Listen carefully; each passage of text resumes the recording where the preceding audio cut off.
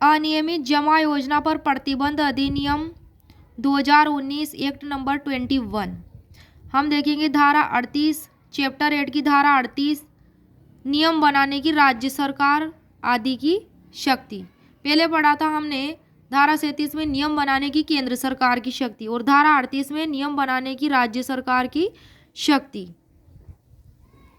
तो इसमें है उपधारा 1 में कि राज्य सरकार या केंद्र सरकार, केंद्र शासित प्रदेश सरकार जैसा भी मामला हो केंद्र सरकार के परामर्श से, किसके परामर्श से? केंद्र सरकार के परामर्श से अधिसूचना द्वारा इस एक्ट के प्रावधानों को लागू करने के लिए नियम बनाती है। उपधारा 2 में है कि विशेष रूप से और पूर्वगामी शक्ति की व्यापकता पर प्रतिकूल प्रभाव डाले बिना, जो भी है विशेष रूप से जो पूर्वगामी शक्ति है उसकी जो व्यापकता है उस पर प्रभाव डाले बिना, प्रतिकूल प्रभाव डाले बिना, प्रतिकूल प्रभाव डाले बिना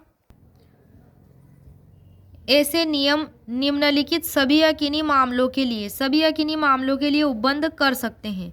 अर्थात ए में है कि धारा 2 की उपधारा 4 जे के तहत स्वयं सहायता समूह के लिए अधिकतम सीमा, बी में है कि धारा 2 की उपधारा 4 के तहत उद्देश्य और सीमा, सी में है कि धारा 7 की उपधारा 3 के तहत सक्षम प्राधिकारी द्वारा संपत्ति की अनंतिम कुर्की का तरीका, डी में है कि इस क्लोज के तहत अन्य मामले और ई में है कि धारा 7 की उपधारा 4 के तहत, एफ में है कि धारा 7 की उपधारा 8 के तहत अभिलेखों की जब्ती और अभिरक्षा से संबंधित नियम तथा 9 में है,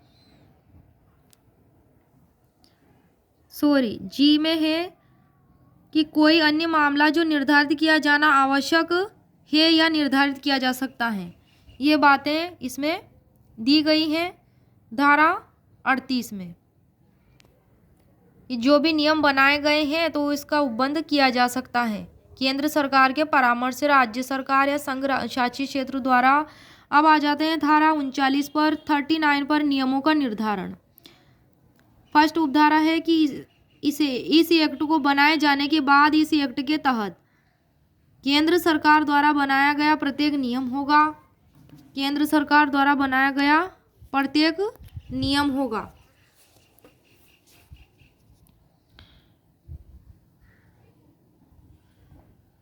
जितनी जल्दी हो सके संसद के प्रत्येक सदन के समक्ष, दोनों सदनों के समक्ष जो वह सत्र में हो, कब सत्र में हो, कुल 30 दिनों की अवधि, कुल 30 दिनों की अवधि के लिए जो एक सत्र में या 2 या अधिक लगातार सत्रों में शामिल हो सकता है।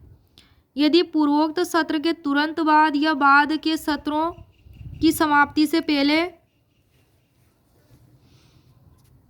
दोनों सदन नियम में कोई संशोधन करने के लिए सहमत है या दोनों सदन सहमत हैं कि नियम नहीं बनाया जाना चाहिए, उसके बाद नियम केवल ऐसे संशोधित रूप में प्रभावी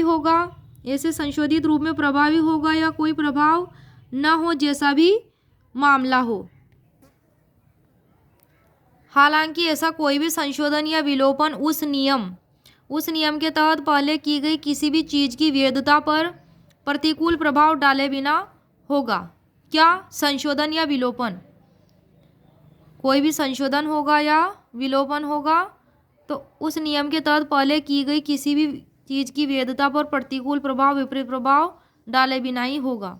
उपधारा 2 कहती है कि राज्य सरकार या केंद्र शासित सरकार द्वारा बनाया गया प्रत्येक जैसा भी मामला हो, इसे बनाए जाने के बाद जितनी जल्दी हो सके राज्य विधानमंडल या केंद्र शासित प्रदेश विधानमंडल के प्रत्येक सदन में रखा जाएगा जहां दोनों सदन होते हैं या जहां ऐसे विधानमंडल में एक सदन होता है उस सदन से पहले,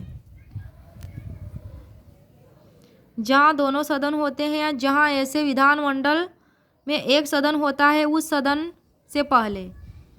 धारा 40 में प्रथम अनुसूची में संशोधन करने की शक्ति, धारा 40 में है। उपधारा 1 कहती है इसकी कि केंद्र सरकार इस एक्ट के उद्देश्यों को ध्यान में रखते हुए केंद्र सरकार यदि वह ऐसा करना आवश्यक और उचित समझती है अधिसूचना द्वारा पहली अनुसूची में जोड़ या हटा सकती है। क्या कर सकती है? पहली अनुसूची जो इसमें फर्स्ट शेड्यूल बनाई गई है उसमें कुछ भी नई बात जोड़ सकती है, हटा सकती है। इसमें जो पहली अनुसूची दी गई है उसमें जो भी मामला हो, किसी भी योजना या व्यवस्था में इस तरह के जोड़ या चूक पर ऐसी योजना या व्यवस्था एक विनियमित जमा योजना बन जाएगी या फिर समाप्त हो जाएगी। अब आ जाते हैं धारा 41 पर। इसमें है कि कतिपय जमा राशियों को लागू न करने का अधिनियम। इस एक्ट के प्रावधान व्यापार के सामान्य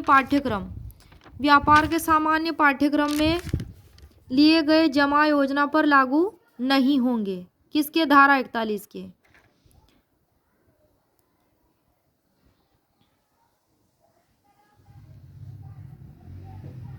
अब आ जाते हैं धारा 42 पर कुछ अधिनियमों में संशोधन। इसमें है कि सेकंड शेड्यूल जो दूसरी अनुसूची बनी हुई है उसमें भी निर्दिष्ट अधिनियमन उसमें निर्दिष्ट तरीके से संशोधित किया जाएगा। दूसरी अनुसूची में जो स्पेसिफाई किया गया है अधिनियमन उसमें ही निर्दिष्ट तरीके से वह संशोधित किया जाएगा, अन्यथा नहीं। और इसमें था कि पहली अनुसूची में जोड़ या हटा सकती है केंद्र सरकार। धारा 40 की उपधारा 1 में ये बात थी और धारा 42 में ये सेकंड शेड्यूल की। धारा 43 में कठिनाइयों को दूर करने की शक्ति। उपधारा 1 में कि यदि इस एक्ट के प्रावधानों को प्रभावी करने में कोई कठिनाई उत्पन्न होती है तो केंद्र सरकार, कौन? केंद्र सरकार राजपत्र में गजट में पब्लिकेशन के आदेश द्वारा कठिनाई को दूर करने के लिए यदि आवश्यक हो ऐसे प्रावधान कर सकती है, प्रोविजन कर सकती है जो इस एक्ट के प्रावधानों से असंगत ना हो, इस एक्ट से संगत होने चाहिए, इरिलेवेंट ना होने चाहिए जो उसे प्रतीत होते हों, बशर्ते कि इस एक्ट के प्रारंभ से 3 वर्ष की समाप्ति के बाद, इस एक्ट का जो प्रारंभ हुआ था उसके प्रारंभ से 3 वर्ष की समाप्ति के बाद इस धारा के तहत कोई भी आदेश नहीं दिया जाएगा।